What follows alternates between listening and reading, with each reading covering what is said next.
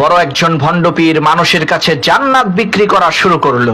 সমাজের কিছু অশিক্ষিত মূর্খ বর্বর যারা জীবনেও লেখাপড়া করে নাই, এই ধরনের কিছু জাহেল লোক সেই ভণ্ডপীরের কাছ থেকে জান্নাত কিনে নিল। সেই ভণ্ডপীরের আবার নীতি ছিল, কোনো ব্যক্তি যদি তার কাছ থেকে জান্নাত ক্রয় করত, তাকে জান্নাতের দলিল পর্যন্ত দিয়ে দিত। ভণ্ডপীরের এই কাণ্ড দেখে একজন বুদ্ধিমান শিক্ষিত লোক ওই ভণ্ডপীরের কাছে গিয়ে বলল, হুজুর, আমি আপনার কাছ থেকে জাহান্নাম কিনতে চাই, কত টাকা লাগবে বলেন।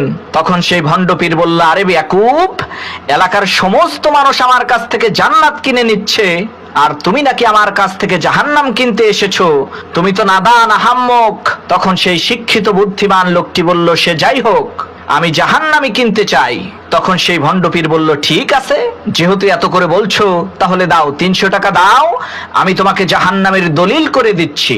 কথা অনুযায়ী সেই শিক্ষিত বুদ্ধিমান লোকটি জাহান্নাম ক্রয় করে এলাকার বাজারের মধ্যে যে মাইক দিয়ে ঘোষণা দিল, প্রিয় ভাই সব, আপনারা কেউ আর ওই ভণ্ডপীরের কাছ থেকে জান্নাত কিনবেন না, কেননা আমি জাহান্নাম কিনে ফেলেছি, আর এটা হচ্ছে তার দলিল।